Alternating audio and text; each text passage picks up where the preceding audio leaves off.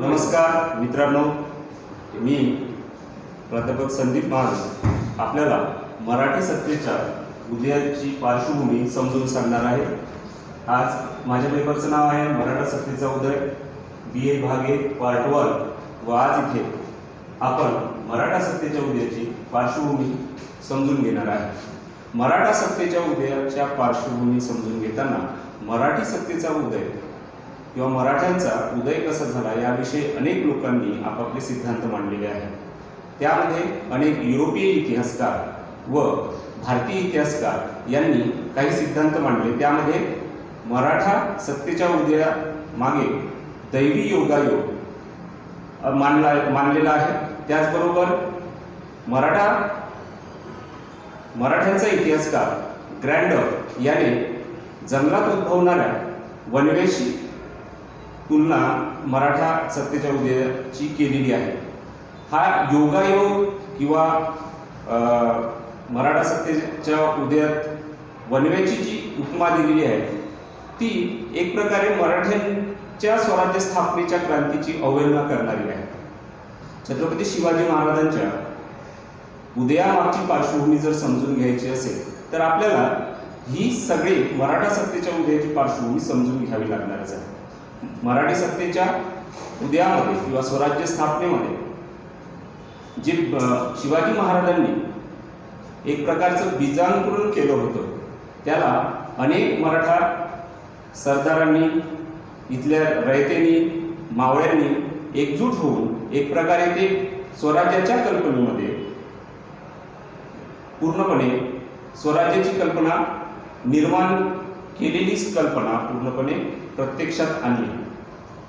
तत्पूर्वी मराठा सत्तेच्या उदयाची पार्श्वभूमी जाणून घेण्यापूर्वी आपल्याला महाराष्ट्राची भौगोलिक पार्श्वभूमी समजून घ्यावी लागणार आहे। 17व्या शतकामध्ये जो भारताचा नकाशा होता तो आजच्या भारताच्या नकाशाप्रमाणे दिसून येत नाही। सुरुवातीला उत्तरेत पूर्णपणे आपल्याला मुघलांची सत्ता दिसून येईल। काबूल पासून तर बंगालच्या उपसागरापर्यंत व काश्मीर पासून तर दक्षिणेत कावेरी पर्यंत या संपूर्ण क्षेत्रावर मुघलांची सत्ता होती।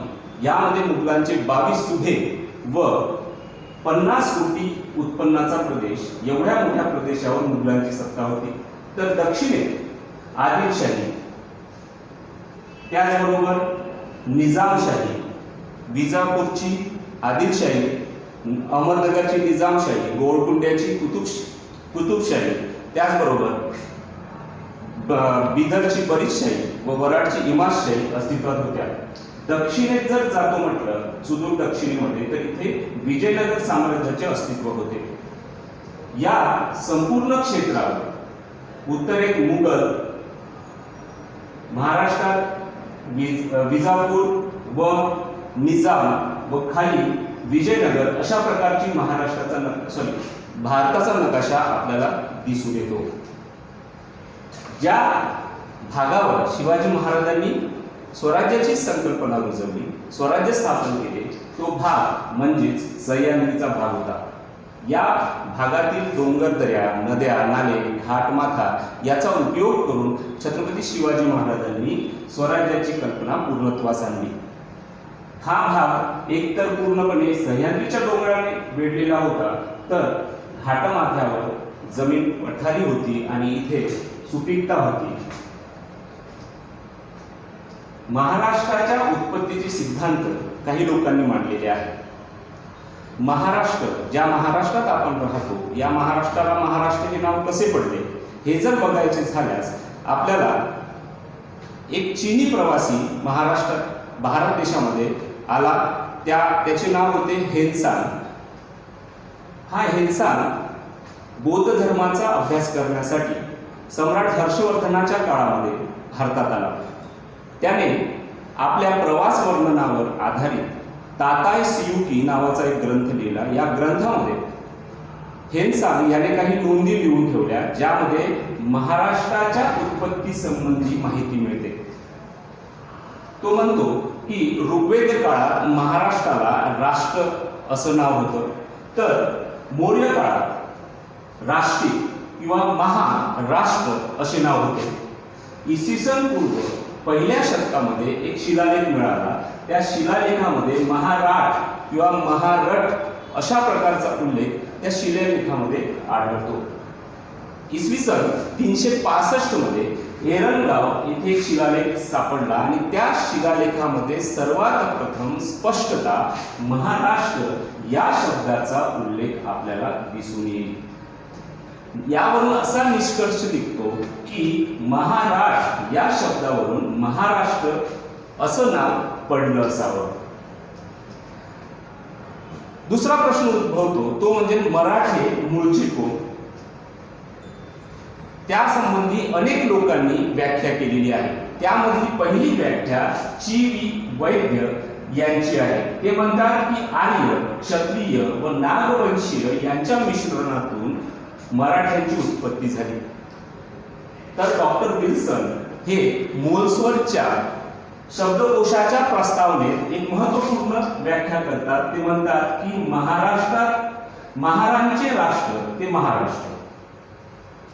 त्याचबरोबर शबा जोशी यांची व्याख्या आहे की ते म्हणतात मर म्हणजे झाडे व हट्ट म्हणजे प्रदेश या दोन कन्नड शब्दापासून प्रथम मरहट्ट व नंतर मराठा असा शब्द निर्माण झालेला आहे. तर न्यायमूर्ती रानडे हे आर्य व शकांच्या मिश्रणातून मराठ्यांची उत्पत्ती झाली अशी व्याख्या करतात. निष्कर्ष हा निघतो की मराठा हा शब्द महाराष्ट्रात राहणाऱ्या प्रत्येक व्यक्तीशी संबंधित आहे. व दुसरा निष्कर्ष हा निघतो की मराठे हे शुद्ध आर्यवंशीय नाही व शुद्ध अनार्यवंशीय सुद्धा नाही. महाराष्ट्रात राहणाऱ्यांची स्वभाव वैशिष्ट्ये. चीनी प्रवासी हेन्सा हा हर्षवर्धनाच्या काळात उत्तरेत आला व जेव्हा तो दक्षिणेत आला तेव्हा त्याने महाराष्ट्रातील लोकांचे जनजीवन जवळून बघितलं होतं. त्याने महाराष्ट्रात राहणाऱ्या लोकांची काही स्वभाव वैशिष्ट्य सांगितलेली आहे. महाराष्ट्रात राहणाऱ्या लोकांचा आचार विचारात साधेपणा व प्रामाणिकपणा असतो. त्याचबरोबर महाराष्ट्रीयन लोक स्वाभिमानी व मितभाषी असतात. महाराष्ट्रीयन लोक जशाच तसे वागणारे असतात. त्यांच्या सोबत कुणीही एक प्रकारे स्वतःहून भांडण काढायला नको, नाही तर जशाच तसे ते वागतात. त्याचबरोबर त्यांचा केलेला अपमानाचा बदला घेण्यासाठी ते प्राणाची पर्वा करत नाही. त्याचबरोबर जे लोक त्यांना शरण येतात त्यांना क्षमा करण्यास ते मागं पुढं बघत नाही. अशा प्रकारची काही वैशिष्ट्य आपल्याला महाराष्ट्रात राहणाऱ्या लोकांची स्वभाव वैशिष्ट्य आपल्याला हेन्सांच्या ताताई सियुकी नावाच्या ग्रंथामध्ये दिसून येते. दक्षिण भारतात इस्लामी सत्तेचा प्रसार व सत्ता स्थापना कशी झाली याविषयी माहिती घेऊया. प्राचीन भारतामध्ये सर्वात प्रथम आपल्या महाराष्ट्रावर मौर्य सम्राट अशोकाचं राज्य होतं याचा पुरावा मिळतो. त्याचा एक शिलालेख आपल्याला नालासोपारा किंवा सोपारा इथे मिळतो आणि इथून त्याचं राज्य महाराष्ट्रावर होतं हे आपल्याला त्या शिलालेखातून दिसून येईल. त्यानंतर मौर्यांच्या नंतर महाराष्ट्रावर सगळ्यात प्रथम जे राज्य स्थापन झालं ते सातवाहनांचं होतं. त्यानंतर वाकाटक, चालुक्य, राष्ट्रकूट अशा प्रकारे या अनेक राजकीय सत्तांनी महाराष्ट्रावर राज्य केलेलं आपल्याला दिसून येते. मुख्य मुद्दा हा येतो की इस्लामी सत्तेचा महाराष्ट्रामध्ये किंवा दक्षिण भारतामध्ये प्रवेश कसा झाला. इसवी सन 1294 मध्ये दिल्लीवर खिलजी घराण्याची सत्ता होती. जलालुद्दीन खिलजी नावाचा सुलतान तिथे राज्य करत होता आणि त्याचा पुतण्या व सेनापती अल्लाउद्दीन खिलजी याने संपत्तीच्या लोभापायी किंवा सत्ता विस्तारण्यासाठी 1294 मध्ये नर्मदा नदी ओलांडून सातपुडा पर्वत ओलांडून महाराष्ट्रावर स्वारी केली. महाराष्ट्रात त्या काळात मोठ्या प्रमाणात यादव या वंशाची राज्य सत्ता होती व एक संपन्न संपत्तीने परिपूर्ण असलेलं असं एक यादव घराणं इथे राज्य करत होतं. या अलाउद्दीन खिलजीने महाराष्ट्रावर स्वारी करून या देवगिरीवर स्वारी करून पूर्णपणे ही देवगिरी लुटली व दक्षिण भारतामधील अनेक मंदिरं लुटून अमाप संपत्ती घेऊन तो उत्तर गेला. 1296 मध्ये त्याने आपल्या काकाची म्हणजे जलालुद्दीन खिलजीची हत्या करून स्वतः सुलतान झाला व नंतर त्याने संपत्तीच्या परत लोभापायी आपला सेनापती मल्लिक काफूर यास देवगिरीचे राज्य लुटण्यासाठी दुसऱ्यांदा महाराष्ट्रावर आक्रमण करण्यासाठी पाठवले. मल्लिक काफूरने देवगिरीचे राज्य तर उद्ध्वस्त केले, त्याचबरोबर दक्षिणेतील अनेक हिंदू राज्य अनेक सत्ता धुळीस मिळवल्या. खिलजीनंतर दिल्लीवर तुघलक घराण्याचे राज्य प्रस्थापित झाले. त्या खिलजीमधील मोहम्मद तुघलक हा महत्वाचा सुलतान आपल्याला दिसून येतो. मोहम्मद तुघलकाच्या काळातच तुंगभद्रा नदी व आजूबाजूच्या प्रदेशामध्ये हिंदू राज्यांनी बंड केले. ते क्षमवण्यासाठी मोहम्मद तुघलकाने आपली उत्तरेतील दिल्लीची राजधानी दक्षिणेत बदलून महाराष्ट्रात दौलताबाद येथे केली. देवगिरीचे नाव बदलवले आणि दौलताबाद केले. आजच्या औरंगाबाद जिल्ह्यामध्ये दौलताबाद अस्तित्वात आहे. याच्याच काळामध्ये हे बंड दक्षिणेत झालेले बंड दडपून टाकण्यासाठी अनेक लोकांना त्यांनी गुलाम केलं व उत्तरेत घेऊन गेले. त्यामध्ये 2 बंधू होते, हरिहर आणि बुक्का. हे हरिहर आणि बुक्का पुढे जाऊन याच हरिहर आणि बुक्का या 2 बंधूंनी विजयनगर साम्राज्याची स्थापना केली. इस्लामी व परकीय सत्तेचा दक्षिण भारतामध्ये उदय व प्रसार कसा झाला याविषयी माहिती घेऊया. विजयनगर साम्राज्याची स्थापना. आताच उल्लेख केल्याप्रमाणे हरिहर व बुक्क यांना पकडून मोहम्मद तुघलकाने त्यांना गुलाम केलं व नंतर त्यांची कर्तबगारी पाहून त्यांना दक्षिणेत पाठवण्यात आलं. हरिहर आणि बुक्का जे मुस्लिम झालेले होते त्यांनी परत हिंदू धर्म स्वीकारून आपलं शुद्धीकरण करून विजयनगर साम्राज्याची स्थापना 1336 या सालामध्ये केली. दक्षिण भारतातील किंवा जगातलं सगळ्यात श्रीमंत साम्राज्य म्हणून त्यांनी नावारूपास आणले. त्याचबरोबर या विजयनगर साम्राज्याची प्रसिद्धी ही सगळ्यात जास्त पसरलेली होती. त्यामधला कृष्णदेवराय हा महत्त्वपूर्ण राजा होऊन गेला होता. हे आपल्याला दिसून येईल की हे जे दक्षिण भारतातील एवढं मोठं साम्राज्य आहे हे विजयनगर साम्राज्य आहे. याचबरोबर मोहम्मद तुघलकाचा दक्षिणेतील सुभेदार हसन गंगू किंवा जाफर खान याने मोहम्मद तुघलकाची अस्थिर राजकीय स्थितीचा फायदा घेऊन 1347 मध्ये बहमनी साम्राज्याची स्थापना केली. हाच तो प्रसिद्ध हसन गंगू किंवा बहमन शाह होय. याचं साम्राज्य जवळपास पूर्ण महाराष्ट्र व आजच्या तेलंगणा, आंध्र प्रदेश व कर्नाटकातील उत्तरेचा भाग या प्रदेशावर होतं. विजयनगर साम्राज्य व बहमनी साम्राज्य यांच्यामध्ये नेहमीच लढाया व्हायच्या. बहमनी साम्राज्याचे नंतरच्या काळात 1526-27च्या काळामध्ये बहमनी साम्राज्याचं विभाजन होऊन त्याचे 5 भाग पडले, 5 प्रदेश झाले. त्यावर विजापूरची आदिलशाही, अहमदनगरची निजामशाही, गोवळकोंड्याची कुतुबशाही, बिदरची बरीदशाही व वराडची इमादशाही अशा प्रकारच्या 5 शाह्यांचा उदय आपल्याला झालेला दिसून येईल. या 5ही शाह्यांचा व विजयनगर साम्राज्याचा पुढे जाऊन मोठ्या प्रमाणात अनेक लढाया झालेल्या दिसून येते. त्यामधली 1565 मधील तालिकोटची लढाई. या तालिकोटच्या लढाईमध्ये ही 5ही शाह्या एकत्र येऊन विजयनगर सोबत लढल्या, ज्यामध्ये विजयनगरचा पूर्णपणे पराभव झाला व विजयनगरला उद्ध्वस्त करण्यात आलं. त्याचबरोबर या काळात 1600च्या दरम्यान भारतामध्ये अनेक युरोपीय व्यापारी कंपन्या यायला सुरुवात झाली होती.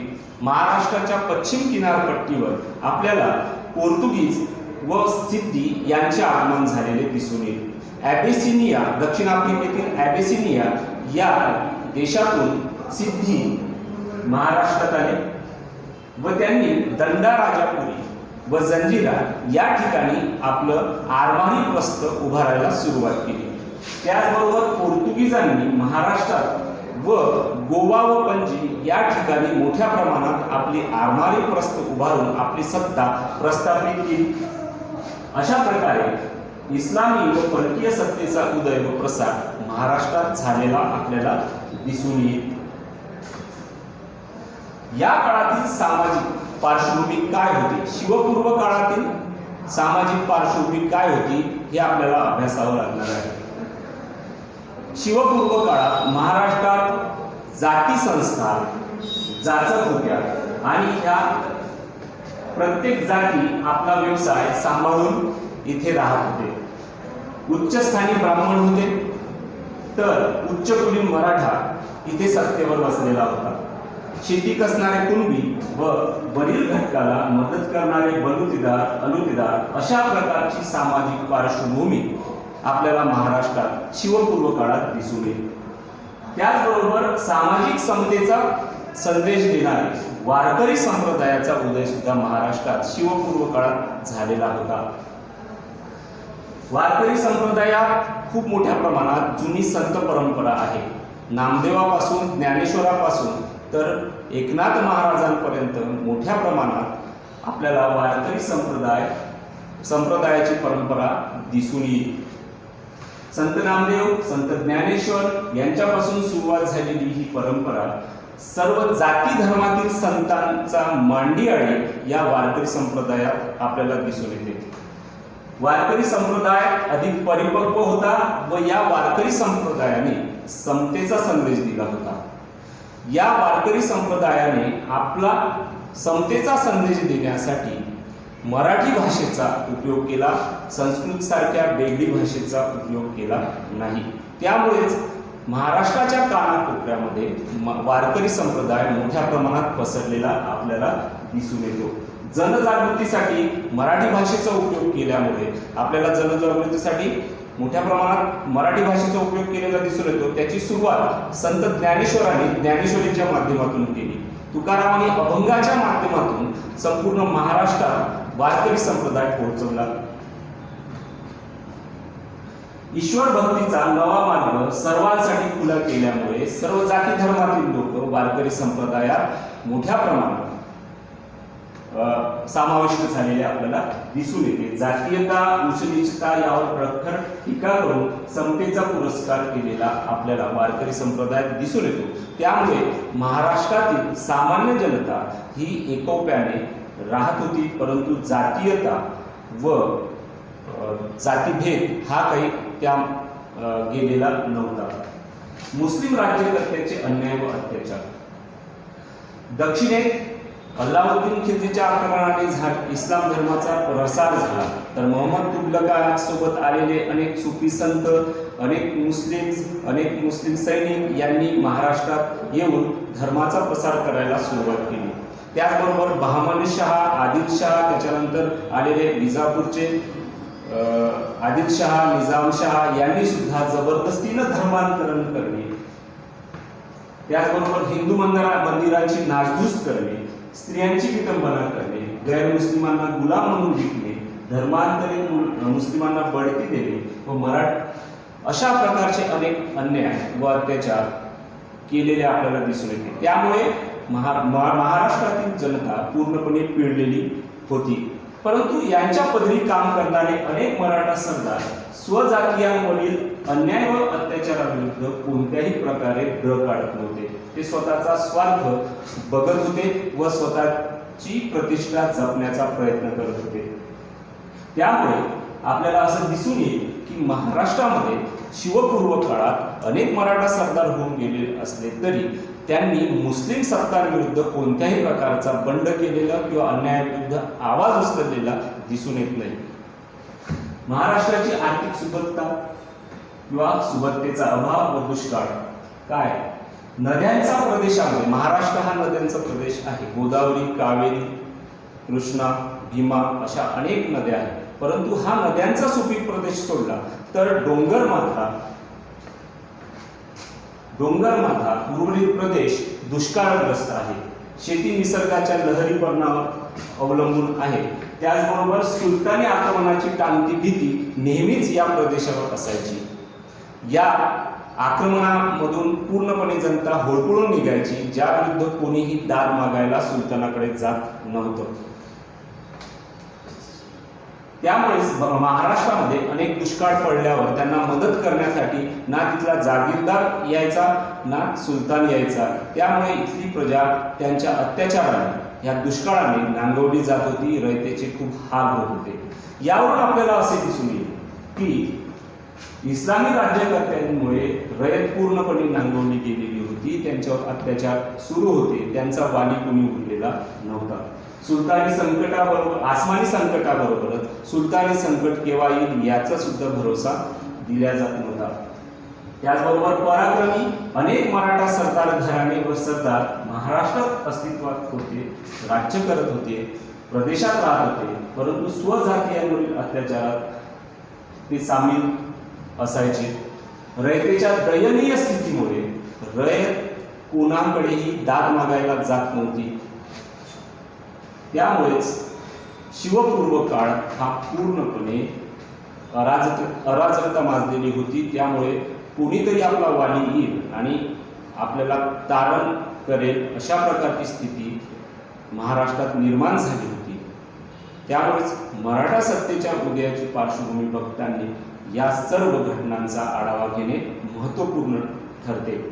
ही पीपीटी आपल्याला संदर्भ साधनांच्या माध्यमातून बनवण्यात आलेली आहे, जे हे पूर्ण संदर्भ साधने वाचनीय आहेत आणि पूर्ण पीपीटीमध्ये जेवढं काही सांगितलेलं आहे या पुस्तकांच्या आधारावरूनच घेतलेलं आहे. त्याचबरोबर जे काही पिक्चर्स, मॅप इथे टाकलेले आहेत त्यासाठी ह्या लिंक दिलेल्या आहेत. Thank you very much.